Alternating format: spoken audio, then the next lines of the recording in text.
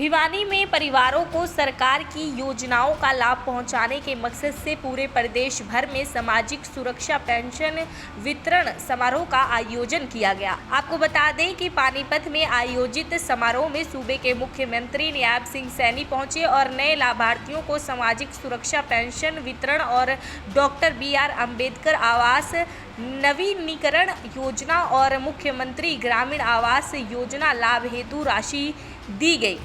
इस कड़ी में जिला स्तरीय समारोह में प्रदेश के वित्त मंत्री JP दलाल बातौर मुख्य अतिथि पहुंचे। बता दें कि इस अवसर पर वित्त मंत्री ने सरकारी योजनाओं का लाभ विस्तार से बताया और अलग अलग योजनाओं को जरूरतमंदों को राशि भी दी।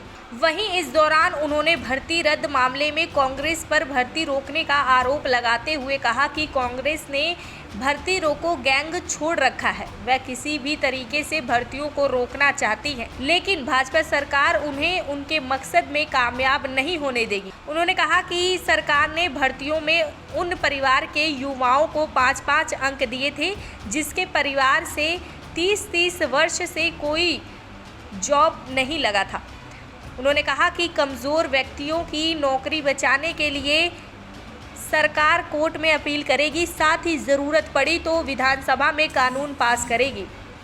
पेंशन की या और दूसरी तरह की तीसरी तरह की पेंशन की, और ये हमने सिस्टम बनाया है कि बगैर किसी सिफारिश के, बगैर किसी के पीछे भागे, परिवार पहचान पत्र के माध्यम से जब आपकी उम्र हो जाती है, अधिकारी आपके घर जा करके आपका फॉर्म भरा करके पेंशन देने की काम किया है, तो उससे आप लोगों को लाभ मिल रहा है। उस योजना से ये है कि किसी के पीछे नहीं भागना पड़ता। इसी तरह से जो मकानों के फॉर्म भराए थे, उनके जो 80-80 हज़ार रुपये देने हैं, उसका भी आज कुछ लाभार्थी हैं। तीसरे जो कुछ लोगों को प्लॉट नहीं मिले, हाँ हमने योजना में बढ़ाई थी कि उनको 1-1 लाख रुपए दे दें, कुछ लाभार्थी ऐसे भी हैं। और पूरे प्रदेश के स्तर पर आज ये कार्यक्रम फिर हो रहा है।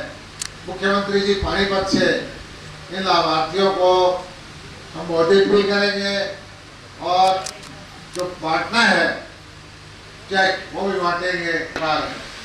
नीति बना करके गरीब आदमी को सीधा पैसा देते हैं।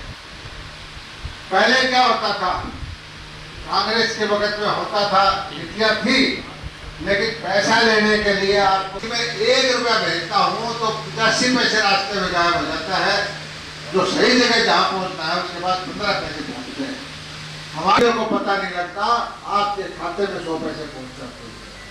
बहुत दुष्प्रचार कर रहे हैं हमारे, कहते पेंशन कट की।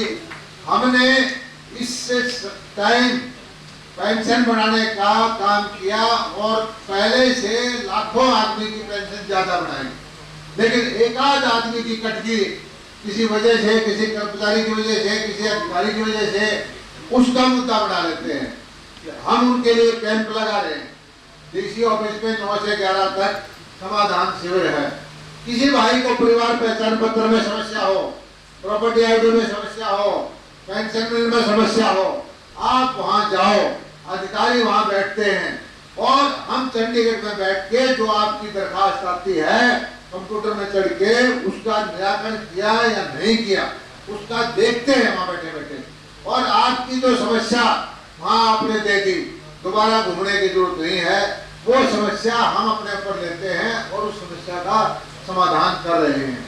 मैं तो एक ही चीज कहता हूँ, हम ऐसा आदर्श समाज बनाना चाहते हैं कि गरीब आदमी को, कमजोर आदमी को बगैर सिफारिश के, बगैर भेदभाव के उसका हक मिले।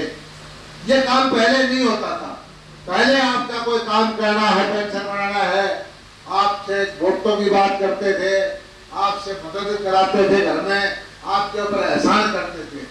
हम जो काम कर रहे हैं वो आपका सीधा काम करते हैं, कोई एहसान नहीं है, आपका ही पैसा है, ये सरकार आपकी है, आपकी सेवा के लिए है। इस भाव से हम काम कर रहे हैं। और मैं एक चीज कहता हूँ लोगों, मैं सारे अपने भाइयों को एक चीज बताना चाहता हूँ, खूब ध्यान से विचार करो। जब चुनाव का वक्त आता है तो बहकाने वाले लोग बहुत आ जाते हैं, डराने वाले लोग बहुत आ जाते हैं।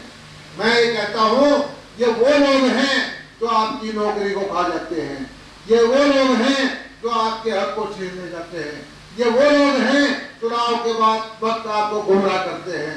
आप अपने हकों की लड़ाई के लिए पूरे सजग रहो। आप अपने आप परिवार के बच्चों को, भाइयों को समझदार बनाओ और ये बताओ कि भारतीय जनता पार्टी की सरकार किसी एक परिवार की सरकार नहीं है। भारतीय जनता पार्टी के परिवार किसी एक व्यक्ति को नेता बनाने के लिए नहीं है।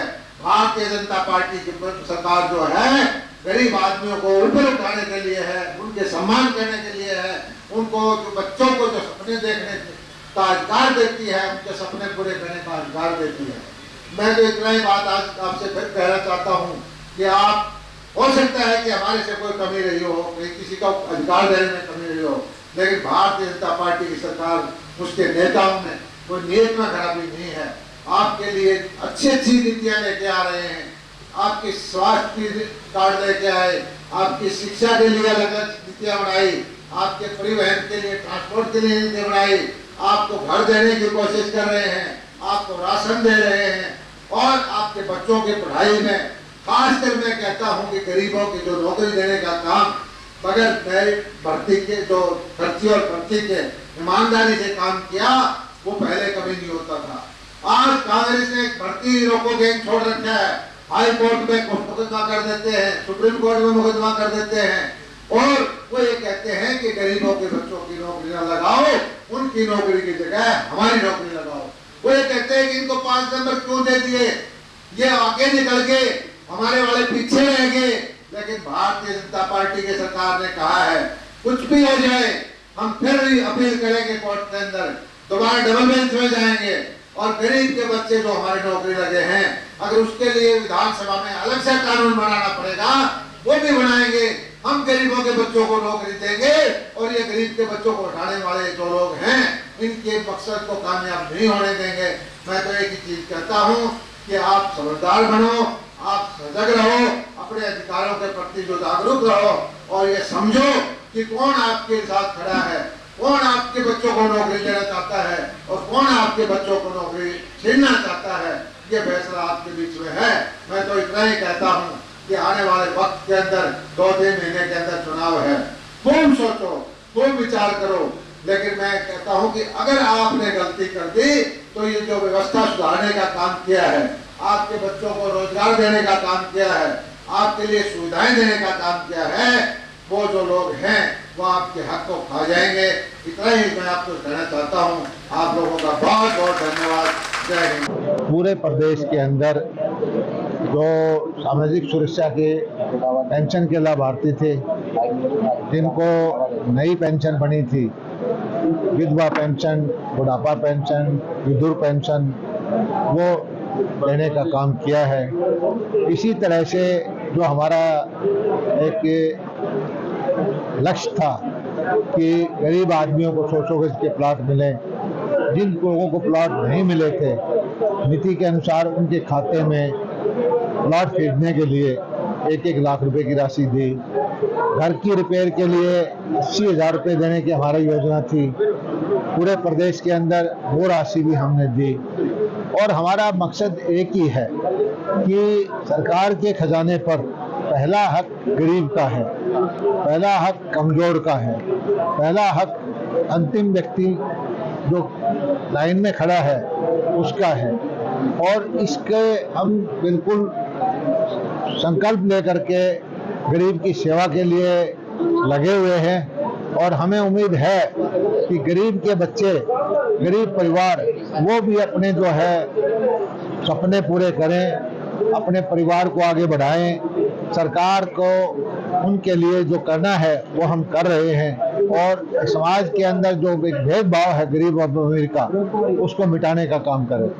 काफी लोग अगर पोर्टल पर आवेदन करते हैं किसी भी लाभार्थी, जो भी लाभार्थी हो, लेकिन उसको काफी चक्कर काटने पड़ते हैं, काफी परेशानी होती है, कहा ऑफलाइन दिए होंगे। ये एक ट्रांसपेरेंट तरीका है और बगैर बिचौलिए के सीधा जो लाभ हम दे रहे हैं वो मिल रहा है और किसी भी आदमी के साथ कोई भेदभाव हम नहीं होने देंगे।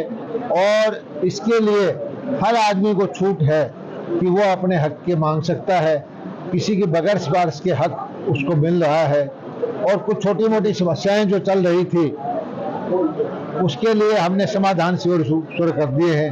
हर जिले के अंदर ये समाधान शिविर लग रहे हैं। चंडीगढ़ में बैठ करके सारे हमारे अधिकारी, मंत्री, मुख्यमंत्री इसकी मॉनिटरिंग करते हैं कि आज के दिन कितनी शिकायत आई, कितने लोगों की समाधान हुआ, कहाँ पर कौन अधिकारी की कमी है, और चंडीगढ़ में होने वाले काम है वो हम कर रहे हैं। हमारा मकसद ये है कि किसी भी आदमी को जो उसका हक है बगैर किसी भेदभाव के मिले। सर, बीजेपी की सबसे बड़ी उपलब्धि मानी जाती थी बिना पर्ची के नौकरी, लेकिन अब कहा जा रहा है कि जिस प्रकार से भर्ती रद्द हो रही है कि बीजेपी में नौकरी तब मानी जाए तब रिटायरमेंट हो जाए। ये सही है कि हम जो गरीबों को नौकरी देने का काम कर रहे हैं, हमने कमजोर तबके को 5 नंबर दे करके जो दशकों से जिन घरों में नौकरी नहीं थी उनको नौकरी देने का काम किया, और कांग्रेस ने एक भर्ती रोको गैंग छोड़ रखा है जो किसी ने गेन केन प्राकरण कोर्ट कचहरी या किसी भी तरीके से उस भर्ती को रोकना चाहता है,